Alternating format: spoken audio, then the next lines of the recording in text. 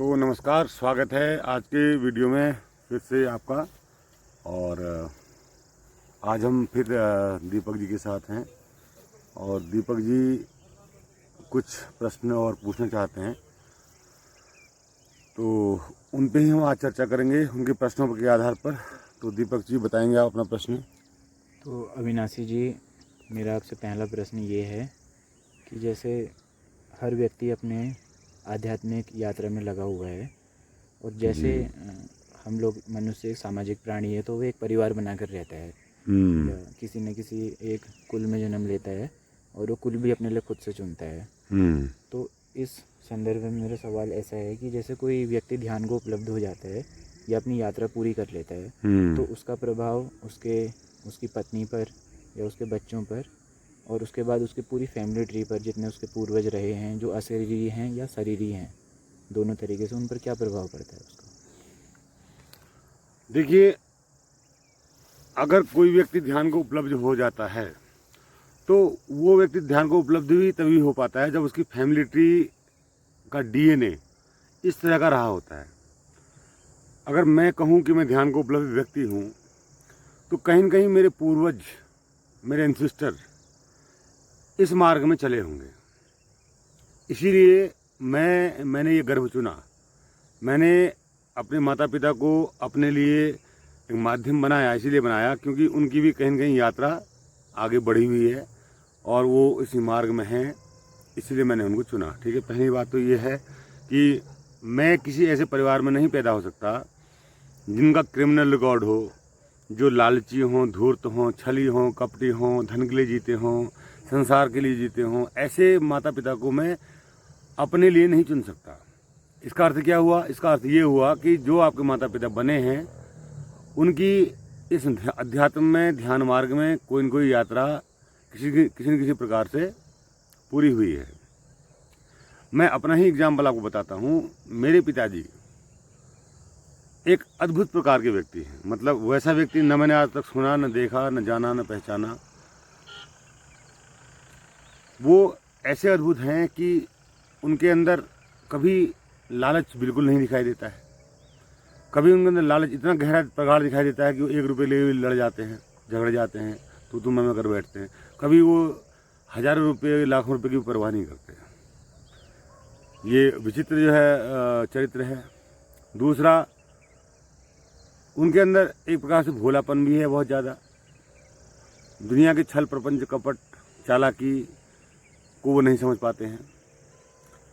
और मेरी माँ जो थी वो धैर्यशील महिला थी, बहुत ही सभ्य और मृदुभाषी, सुशील, धार्मिक किस्म की महिला थी।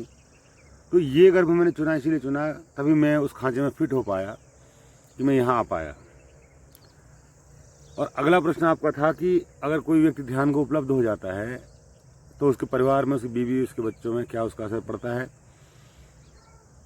देखिए, मैं अपना निजी अनुभव बताऊं। मैंने कोई कहानी, मैं कभी भी कोई बात करता हूँ, मैं निजी अनुभव की बात करता हूँ। मेरी पत्नी जो है उसका शैक्षिक जो शिक्षा रही है वो बहुत ज़्यादा ऊंची नहीं रही है और गांव के परिवेशों में रही है। उसने कभी कोई धार्मिक ग्रंथ नहीं पढ़ा, कोई ध्यान की किताबें नहीं पढ़ी, कोई सद्गुरुओं को नहीं सुना, कुछ भी नहीं किया उसने अपने जीवन में। उसने हाई स्कूल की जो बेसिक किताबें होती हैं वो भी बड़ी मुश्किल से पढ़ी होंगी, नहीं तो वो भी ढंग से नहीं पढ़ी होंगी। तो अब उसको नहीं उसके माता पिता के द्वारा कोई आध्यात्मिक शिक्षा दी गई। बस उसको इतना ही पता है कि भगवान की सब लोग पूजा करते हैं, धार्मिक संस्कारों का सब पालन करते हैं, तो मुझे भी करना चाहिए। लेकिन प्रभाव की जहाँ तक बात है, जैसे जैसे जब वो मेरे संपर्क में आई तो शुरू में, बल्कि ये यूँ कहूँगा कि सुहागरात के दिन कहो या पहली बार जब मैंने उससे धार्मिक बातें की तो उसने सुना, उनको बहुत तल्लीनता से सुना। और बाद में जब सुबह मैंने पूछा कि मैंने क्या कहा तो तुम क्या बकवास कर रहे थे, मेरी कुछ समझ में नहीं आया। उसका ये कहना था कि आप क्या बकवास कर रहे थे, मेरी समझ में कुछ नहीं आया।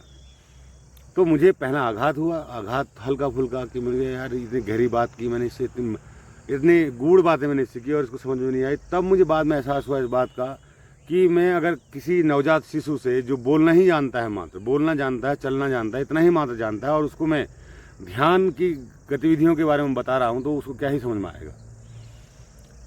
तो मेरे जीवन में अभी भी मेरी पत्नी मुझे देखकर आश्चर्यचकित रहती है हमेशा। मुझे ये कहती है कि तुम क्या हो, मैं तुम्हें समझ नहीं पाती हूँ, तुम्हारे विचारों को मैं जान नहीं पाती हूँ, समझ नहीं पाती हूँ। मैं उसके लिए एक अबूझ पहेली हूँ, ठीक है। मुझे वह अपने लेवल का व्यक्ति नहीं मानती। वो कहते हैं ये आदमी कोई अजीब किस्म का है, क्योंकि पत्नी इस बात को तो कभी भी स्वीकार नहीं करेगी मेरा पति महान है, बहुत अलग है, उसकी सोच बहुत अलग है, डिफरेंट सोच है। वो ये कह सकती थी, मैं हालांकि मुझे समझ में नहीं आती उनकी बात, लेकिन उनकी सोच बहुत अलग है। इसी प्रकार से अगर आप ध्यान मार्ग में हैं और आपकी पत्नी ध्यान मार्ग में बिल्कुल भी नहीं है, बहुत अध्यात्म से उसका कोई नाता नहीं है, तो वहाँ भी निश्चित ही यही स्थिति आपको सामने आएगी। लेकिन आप अगर ध्यान को उपलब्ध हो जाते हैं तो आपके पास एक ऐसा मार्ग हो जाता है जो सम्यक मार्ग होता है। यानी कि आप अपने परिवार में कोई बाधा तो डालेंगे नहीं, जाहिर सी बात है। मैं हूँ, जैसे मैं अपना स्कूल जाता हूँ, ड्यूटी करता हूँ, सैलरी आती है उसको दे देता हूँ, मगर भाई घर चलाना है, जब घर चलाओ, इन पैसों में आग लगानी है आग लगाओ, इन पैसों की माला पहननी है माला पहनो, घर जो भी करना है इन पैसों का तुम करो, मुझे उससे कोई सरोकार नहीं। और मैं अपनी जो मेरे निजी खर्चे हैं उनके लिए मैं अतिरिक्त रूप से ऑनलाइन जो है पैसे कमा लेता हूँ थोड़ा बहुत, है ना, तो मेरा खर्चा चल जाता है। और मैं अपना जीवन अपने ढंग से, मैंने उसे कई बार कहा, मैंने कहा तू you are free to live your life and let me free for my life. मैंने कहा तुम भी आज़ाद हो, मैं भी आज़ाद हूँ। मैंने कहा मैं आपकी आज़ादी में कोई बाधा नहीं बनूंगा और आप मेरी आज़ादी में बाधा ना बने। मैंने यहाँ तक कह दिया अपनी पत्नी से कि अगर आपको लगता है किसी परपुरुष से आप संपर्क रखना चाहें या मित्रता रखना चाहें, शारीरिक संपर्क न भी रखें या मित्रता भी रखना चाहें, तो मुझे उसमें कोई आपत्ति नहीं, मुझे उसमें कोई आपत्ति नहीं। आप किसी का घूमने भी जाना चाहें तो घूम सकती हैं, बैठना चाहे बैठ सकती हैं, आप आज़ाद हैं। हाँ, ये आपका आत्मज्ञान है कि आपको उसके साथ फिजिकल रिलेशन रखना है नहीं रखना है, ये आपका स्वविवेक है। तो मैं लेकिन वहाँ बाधा नहीं हूँ, मैं बिल्कुल बाधा नहीं हूँ। तो एक ध्यानी व्यक्ति कभी भी किसी के मार्ग में बाधा नहीं बनता है, ठीक है। अगर मैं बाधा नहीं हूँ तो फिर उसको क्या समस्या है, कोई समस्या नहीं है। तो इस प्रकार से हमारी जीवनचर्या चल रही है और बहुत आराम चलती रहेगी। और ध्यानी व्यक्ति का प्रभाव उस व्यक्ति में क्या पड़ता है ये भी आप सुन लीजिए, क्योंकि दीपक जहाँ जलता है वहाँ उजाला जरूर होता है, ये बात आप निश्चित मान के चलिए। तो जब बड़ी बड़ी घटनाएं मेरे परिवार में कभी घटी हों, किसी का एक्सीडेंट हो गया हो, कोई चोट लग गई हो, कोई गिर गया हो, तो मैं हमेशा एक सामान्य मूर्ति की तरह धैर्यपूर्वक रहा। मैंने कभी उत्तेजना नहीं प्रदर्शित करी कि अरे ये क्या हो गया, कैसे हो गया, कितनी बड़ी घटना घट गई, कोई किसी मृत्यु होती है, मेरा सहज उत्तर होता है ओके मर गया हो, अच्छा ठीक है चलो कोई बात नहीं, मर गया। अरे कैसे मर गया, कौन, अरे बाप रे वो तो मुझे जानता था, कैसे मर गया हो। मैं इस तरह के आश्चर्य भाव से कभी नहीं मरा। मृत्यु एक सामान्य सी बात है मेरे लिए। तो उसका प्रभाव उनको पड़ेगा कि मुझसे कहा जाता है कि तुम तो बिल्कुल निर्मोही हो। मैंने कहा बिल्कुल नहीं, आप गलत हैं, मैं निर्मोही बिल्कुल नहीं हूँ। मैं हाँ निर्मोही में हूँ, निर्मोही का मोह से रहित हूँ जरूर, लेकिन मैं प्रेम युक्त हूँ। मेरा जो प्रेम है वो समस्त विश्व के लिए है, समष्टि के लिए है। मेरा प्रेम किसी व्यक्ति विशेष के लिए नहीं है।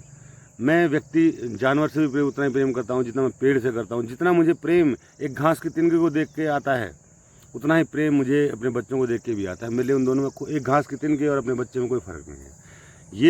ये पहचान है आपके ध्यान को उपलब्ध होने की। क्योंकि आप देखो, ध्यान को उपलब्ध होने की घोषणा करना एक अलग बात है, वैसा हो जाना अलग बात है। क्योंकि आपको हो जाना पड़ेगा। अगर आपको ध्यान उपलब्ध हुआ है तो आप निश्चित रूप से वैसे ही हो जाएंगे, स्वभावतः है वैसे हो जाएंगे, ठीक है। तो ये एक मेरा कंसेप्ट है। इसके अलावा आप कुछ और भी कह रहे थे जो मुझे अभी ध्यान से मेरा छूट रहा है। अशरीरी जो भी पूर्वज हैं उनका क्या होता है, और फैमिली में भी कोई मुक्त हो जाता है। अब अशरीरी जो हमारी आत्मा है, अगर माना किसी खानदान में कोई व्यक्ति ध्यान को उपलब्ध हो गया, माना हम ओशो को ही ले लेते हैं थोड़ी देर के एग्जाम्पल के लिए, वो अपने खानदान में ध्यान को उपलब्ध हो गए, ठीक है। अभी ओशो के भाई भी जिंदा हैं, ठीक है, उनके माता पिता भी उनसे दीक्षा लिए। लेकिन ये बहुत कठिन बात है, ये बहुत कठिन बात है। इस बात को समझना बहुत कठिन है कि किसी ध्यानस्थ व्यक्ति के, उपलब्ध व्यक्ति के संगत में रहने से या उसके होने मात्र से आपको कोई भी फर्क नहीं पड़ता। क्योंकि आनंद पूरे जीवन भर बुद्ध के साथ रहा, लेकिन वह ज्ञान को उपलब्ध कब हुआ? जब बुद्ध की मृत्यु के 24 घंटे बाद। उनके जीते जी वह उपलब्ध कभी नहीं हुआ, है ना। अब जो अशरीरी आत्माएं हैं वो भी, जिनको शरीर नहीं मिला है, वो भी सुन रही हैं उस व्यक्ति को जो, जैसे मैंने ये बात कई बार महसूस किया है इस बात को कि जब मैं बोल रहा होता हूँ मुझे बहुत सुनने वाले बहुत अशरीरी आत्माएं होती हैं, मैं उनके जवाब भी देता हूँ। इवन आपको बताऊँ दीपक जी, मेरे साथ कई बार ऐसा हुआ है कि मैंने अशरीरी आत्माओं से चलते फिरते भी बात की है। मतलब मुझे उनके क्वेश्चन आते थे और मैं उनके जवाब दिया करता था, ठीक है। और आज भी उनके क्वेश्चन कभी कभी आ जाते हैं। जैसे मैं बाइक से जा रहा हूँ तो एक अशरीरी आत्मा का क्वेश्चन आ जाएगा कि ब्रह्मांड क्या है, या हम क्या है, हम कौन है, तो मैं उनके जवाब देता हूँ, वो जवाब से वो संतुष्ट होकर चली जाती है।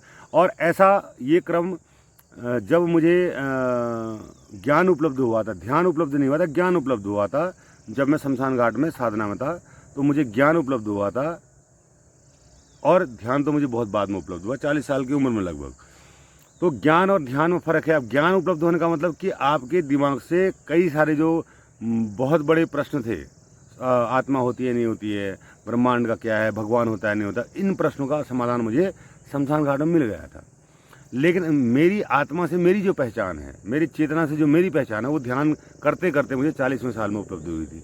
तो ये ज्ञान और ध्यान, ये बात शायद इससे पहले किसी पुरुष से, महापुरुष ने कही हो न कही हो, पर मैं कह देता हूँ, ज्ञान उपलब्ध होना अलग बात है, ध्यान उपलब्ध होना अलग बात है, और समाधि उपलब्ध होना और तीसरी बात है। समाधि को उपलब्ध होना और तीसरी बात है। ध्यान उपलब्ध होना मतलब आपका स्वयं से परिचय हो जाना, और समाधि उपलब्ध हो जाना मतलब सब में एक हो जाना, समस्त ब्रह्मांड में एक हो जाना, वो समाधि की अवस्था है। तो जब तक आप, क्योंकि हर जीव की अपनी निजी यात्रा है, किसी के उपलब्ध होने से कोई उपलब्ध नहीं होता।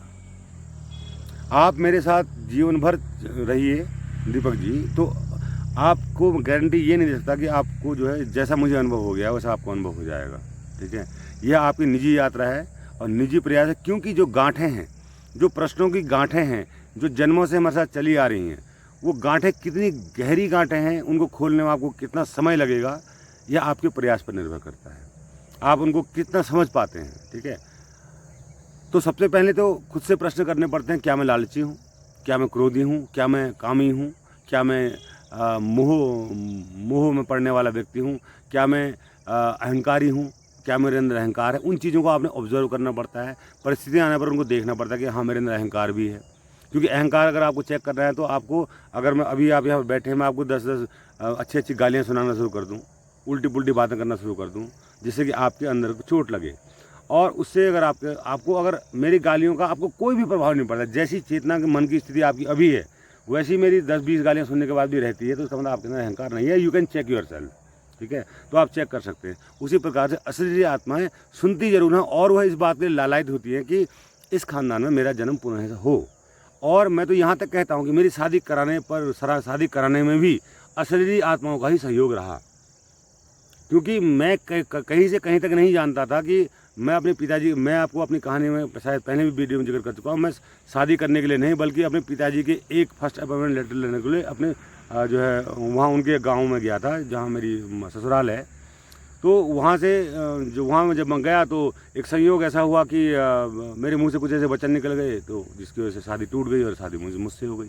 तो एक प्रपंच हुआ मेरे साथ, शादी मेरी जैसी शादी शायद संसार में किसी की हुई हो, तो एक प्रपंच के तहत मेरी शादी हो गई, वरना मैं शादी करने के पक्ष में था। अब इसका मतलब क्या है, जो आत्माएं मेरे घर में अब पैदा हुई हैं, 3 मेरी लड़कियां पैदा हुई हैं, ठीक है, तो वहाँ पर एक गर्भ की स्थिति आगे के लिए बन गई, अनंत काल के लिए बन गई। उन लड़कियों की शादी होगी, फिर उनका गर्भ होगा, फिर मेरा लड़का उसकी शादी होगी, उनका गर्भ होगा, तो एक अनंत काल के लिए परिस्थिति बन गई। एक मेरा DNA जो है, मेरा DNA नहीं तो यहीं पर समाप्त हो जाता, मैं आगे नहीं बढ़ाता उस बात को, ठीक है, क्योंकि मैं शादी नहीं करता तो फिर मेरे आगे कोई वंश परंपरा नहीं चलती। तो इसीलिए क्या कहते हैं, अशरीरी आत्माएं प्रयास करती हैं कि ऐसा कोई अगर साधक पैदा हो जाए तो उसकी शादी हो जाना। उसने मेरे हिसाब से इस पॉइंट पर बहुत बड़ी गलती कहूँ, या उनके साथ पता नहीं ऐसा क्या रहा कि उन्होंने अपने जैसा एक DNA आगे एक्सीड नहीं किया या आगे नहीं बढ़ाया। उनको बढ़ाना चाहिए था, चाहे उन्होंने शादी नहीं करी, लेकिन उनका 1 बच्चा 2 बच्चा 3 बच्चा उन्हें करना चाहिए था, चाहे वो इलीगली होता, पर होना चाहिए था, ठीक है। तो क्योंकि आप जो है जो आपका प्यूरिफिकेशन हो चुका है DNA में, वो DNA को आपको इस प्रकृति में छोड़ के जाना है, ताकि और लोगों के लिए मार्ग कैसे बनेगा। नहीं तो और जीवात्माएं जो थोड़े से अटक गई हैं, वो जीवात्माएं इस संसार में उनको गर्भ कैसे मिलेगा, वो तो अशरीरी रह जाएंगी। तो उनको सुविधा उपलब्ध कराने के लिए हमको ऐसा करना ही चाहिए। और ये प्रयास मैं ही नहीं कर रहा हूँ, मुझ जैसे कई और भी साधक कर रहे होंगे जो ध्यान और ज्ञान को उपलब्ध होते हैं, वो भी प्रयास करें और वो भी कम से कम अपने DNA को आगे बढ़ाने का प्रयास करें। ऐसा ना करें कि हम विवाह नहीं करते, हम शादी नहीं करते। मत करो विवाह, मत करो शादी, बच्चा तो संसार में ला सकते हो ना तुम अपने माध्यम से। तो ये एक सुविधा है उन लोगों के लिए, वो अशरीरी आत्माओं के लिए जो संसार में आना चाहती हैं और उनको गर्भ नहीं मिलता। अधिकतर जीवात्माओं के साथ यही होता है, क्योंकि उनको अप्रोप्रिएट गर्भ नहीं मिलता है, उचित गर्भ नहीं मिलता है, इसीलिए वो खांचा नहीं मिल पाता है, वो भटकती रहती हैं। ऐसे माँ बाप नहीं मिल पाते हैं जहाँ वो जन्म ले सकें और अपनी बची हुई यात्रा को पूरा कर सकें। क्या आप मेरी बात संतुष्ट हैं? और कोई प्रश्न? चलिए, धन्यवाद बहुत बहुत। मिलते हैं किसी अन्य वीडियो में। हो सकता है दीपक जी हमारे साथ और काफ़ी समय रहें, और इनके साथ अभी हम एक हॉन्टेड प्लेस में शूट आउट करने वाले हैं, वहाँ भी हम जाएंगे और वो वीडियो भी बहुत अच्छा रहेगा और एक अच्छा अनुभव आपके लिए हम लेके आएंगे बहुत जल्द। धन्यवाद।